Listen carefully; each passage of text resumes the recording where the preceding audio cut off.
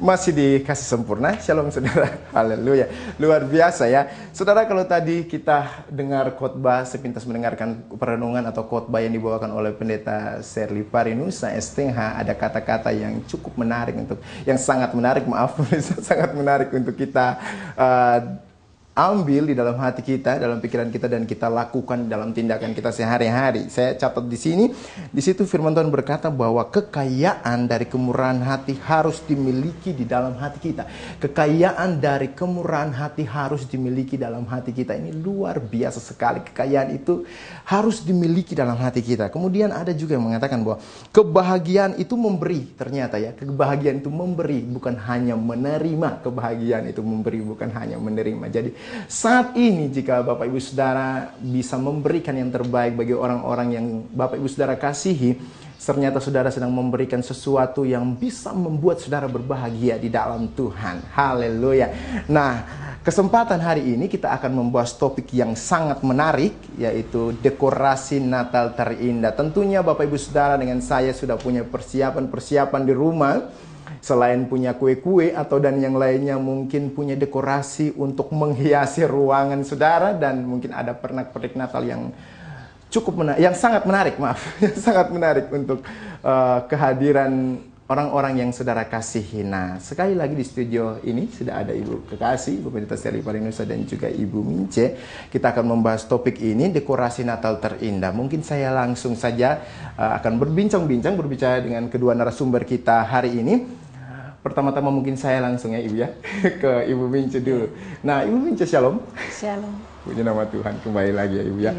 Ya, kita kalau bicara tentang dekorasi nih Ibu ya, dekorasi Natal nih, tentunya apalagi sebagai ibu rumah tangga, kita menginginkan suatu dekorasi yang menarik perhatian lah.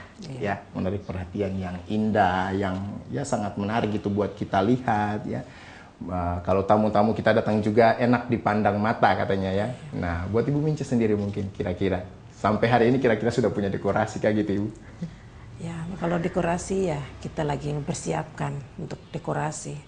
Tapi jangan kita lihat kepada dekorasinya. Iya. Kita harus lihat kepada hati. Kita lihat kepada hati, kita dekorasi hati dulu untuk indah kepada Tuhan, baru kita mulai dekorasi rumah kita. Itu saya kira itu yang lebih penting dalam hidup manusia. Iya. Tapi jelasnya Ibu sudah punya dekorasi ya? Iya, jelas sudah ada. Punya dekorasi. Seperti apa saya ini? Kira-kira dekorasi apa saja Ibu? Sebelum kita mendekorasikan kehidupan kita, ya membenahi hidup kita, hati kita seperti yang tadi Ibu Mince katakan, itu sangat luar biasa, itu spektakuler menurut saya. Mungkin ada punya apa di rumah Ibu sampai hari ini? Ya, kita lagi persiapan ngecat rumah, terus lagi pasang pohon Natal. Ya. Pohon Natal ya kita sudah pasang, kita sudah hias. Cuma itulah yang tadi saya bilang, jangan kita melihat kepada dekorasi untuk kita menghargai manusia. Betul, untuk kita bilang, saya dekorasi rumah baik, pohon Natalnya yang baik, supaya ada tamu kan kelihatan indah. Ya. Tapi jangan rumah yang indah, terutama hati kita yang harus indah. Betul, hati ya, Ibu tahan sebentar. Nah, untuk Ibu Pendeta Serli ini, kalau sekedar kita mengingat kembali Ibu, kisah kelahiran Yesus nih, bagaimana dengan dekorasi kelahiran Yesus nih? Karena ini kan perayaan Natal ya. Yesus punya dekorasi ini seperti apa ini waktu lahir? Baik, kalau kita sedikit feedback untuk melihat sejarah di Bethlehem, saat Yesus lahir, memang tidak ada dekorasi yang sangat mewah. Sebab gambaran kelahiran Yesus itu adalah sangat sederhana. Bahkan terjadi kemiskinan yang luar biasa karena dia lahir di tempat yang tidak layak. Jadi kalau kita mau ambil sejarah Natal, maka yang pantas untuk ada di dekor rumah kita mungkin adalah kandang binatang atau palungan. Kemudian ada domba-domba atau para majus atau para gembala yang mendengar berita kelahiran Yesus dan mereka datang untuk memenuhi panggilan melihat bayi yang kudus itu. Ada bintang Bethlehem yang menunjukkan arah bagi para majus, dan itu adalah pernak-pernik yang sesuai dengan Natal pertama itu. Natal pertama itu ya Ibu ya. Ya, kalau sekedar mengingat ya Ibu ya, ternyata sangat sederhana sekali. Kalau Ibu sendiri punya dekorasi kesukaan seperti apa? Kira-kira dekorasi yang Ibu suka itu seperti apa? dekorasi memang sangat luar biasa, dan saya selalu melihat Natal is the beautiful. Natal selalu indah. Karena dari Natal terinspirasi banyak hal, sehingga lahirlah pernak-pernik Natal yang luar biasa dengan cahaya lampu-lampu, dengan warna-warni yang luar biasa. Dan saya kira itu adalah sesuatu hal yang sangat-sangat harus kita pertahankan, keindahan Natal di rumah saya. Saya tentunya ingin perayaan Natal di sesuatu yang berbeda. Jadi tentu ada pohon Natal yang dihias, dan ada pernak-pernik dengan kisah kelahiran Tuhan Yesus yang harus dipajang, sehingga anak-anak mengerti bahwa Natal bukan sekedar pohon Natal, bukan sekedar lambang-lambang, tapi Natal itu Yesus. Gitu. Setuju Ibu. Jadi kehadiran pernak-pernik itu ternyata jadi gambaran buat anak-anak juga ya. Oh ini kisahnya, ini seperti ini. Ya untuk Ibu Mince gitu ya kira-kira. Ibu bagaimana menyingkapinya nih Ibu? Ini harga-harga pernak-pernik di toko-toko ini malah melambung naik ya pemirsa ya. Melambung naik, harga-harga barang naik untuk hias keadaan rumahnya nih jadi mahal sekali. Jadi bagaimana Ibu menyingkapinya ini? Ya, kalau tidak harus kan tadi Ibu bilang sendiri tidak harus dengan pernak-pernik yang mewah-mewah kan. Nah, Ibu sendiri mungkin di rumah yang sesederhanakah atau seperti apa gitu ya? Saya juga di rumah ada punya pohon Natal. Saya melambangkan, saya taruh lonceng Natal. Saya taruh apa katanya Pak? Hiasan Natal. Hiasan Natal. Terus saya melambangkan semua di pohon Natal. Jadi anak-anak begitu tanya, saya artikan ini begini, terus kandang ini ya Tuhan Yesus itu lahir di kandang, bukan di rumah sakit, bukan di tempat yang mewah. Oke Ibu ya. Ini Ibu kembali lagi untuk Ibu Pendeta Seri Parenusa. Kita bicara tentang Natal ini berarti ada banyak warna nih Ibu. Bahkan terkadang orang ini merayakan Natal suka-sukanya langsung dengan hura-hura gitu ya, pesta pora, bahkan sampai acara 3 hari 3 malam, mabuk-mabuk habis-habisan.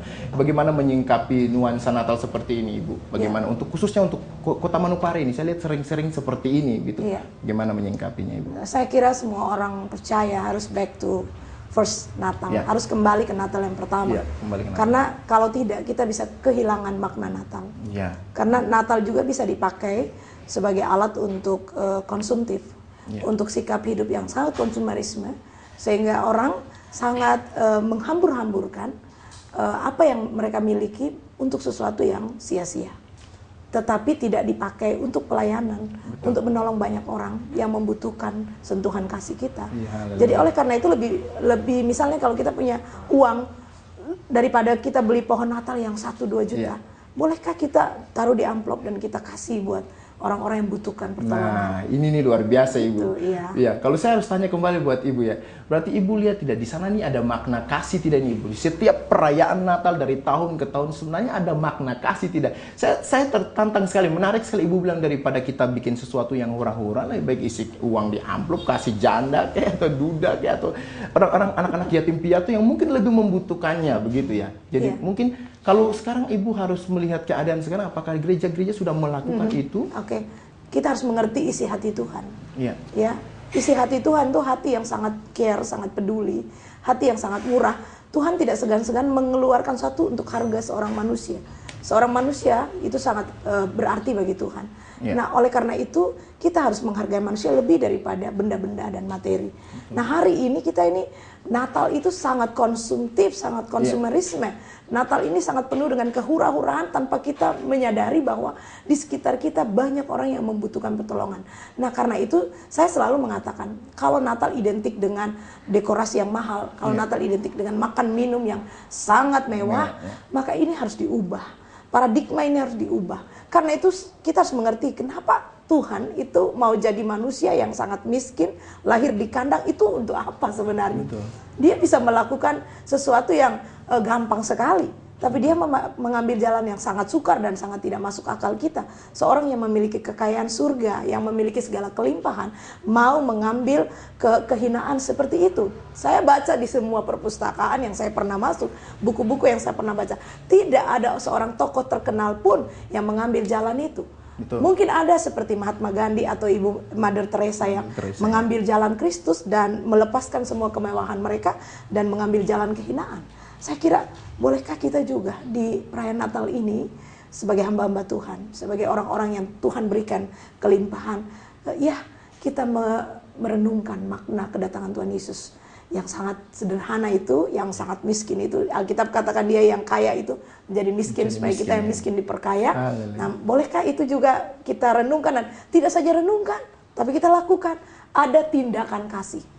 Ya, tindakan kasih, tidak sekedar ngomong, tidak sekedar ngomong, tapi langsung bertindak ya. Saudara yang dikasihi oleh Tuhan kita Yesus Kristus, memang ternyata benar seperti yang tadi dikatakan oleh Ibu Pendeta Serly Parinusa dan juga Ibu Mince narasumber kita, bahwa memang kasih itu tidak sekedar kita ngomong saja ya, tidak sekedar kita bicara-bicara saja, bincang-bincang tentang kasih. Apalagi di momen Natal ini orang mulai sibuk dengan segala sesuatu sehingga mereka melupakan ini, makna ini Ibu ya, melupakan kata kasih ini ya Ibu Mince ya. Ya, terkadang orang bilang, tapi saya sudah melakukan kasih itu dalam hidup saya sehari-hari ya, tapi ternyata ada kasih juga yang butuh pengorbanan ya. Orang-orang Kristen saat ini kan maunya kasih yang kelihatan, memberi nih Ibu Mince ya, memberi, dilihat ya, kemudian dipuji gitu ya, dipuji. Nah, bagaimana menyingkapi hal ini nih Ibu? Mungkin pernah terjadi tidak nih Ibu? Ibu pernah lihat itu. Jadi kasih, memberi, tetapi dia pingin supaya orang meresponi itu, memberikan pujian. Mungkin Ibu pernah mengalami atau atau yang lain. Saya kira itu juga ada. Ada ya? Ada yang memberi, tetapi memberi tanpa, dia memberi itu untuk supaya dipuji atau dibanggakan. Padahal kita harus memberi itu secara diam-diam. Yang tahu kan hanya Tuhan. Betul. Saya kira begitu. Sebenarnya yang tahu hanya Tuhan. Iya. Kembali lagi Ibu, ini saya sedikit ambil dari selaku ketua BKAG ini, Kabupaten Manokwari tentunya. Semua gereja punya warna dan Natal, dan saya percaya pasti Ibu sudah punya sejumlah undangan yang cukup banyak ini ya, yang sangat banyak itu pasti. Punya undangan sudah yang jadi, sudah bikin list ya, sudah atur, saya harus hadiri undangan ini, hadiri undangan itu. Nah, dengan kesibukan Ibu saat ini, bagaimana Ibu melihat bahwa kaitan dengan kata tadi Ibu ya, gereja harus mengimplementasikan kasih itu dalam hidup ya, maksudnya membuktikannya di dalam hidup sehari-hari. Apakah Ibu lihat bermacam warna gereja di Manokwari ini sudah benar-benar melakukan itu? Iya.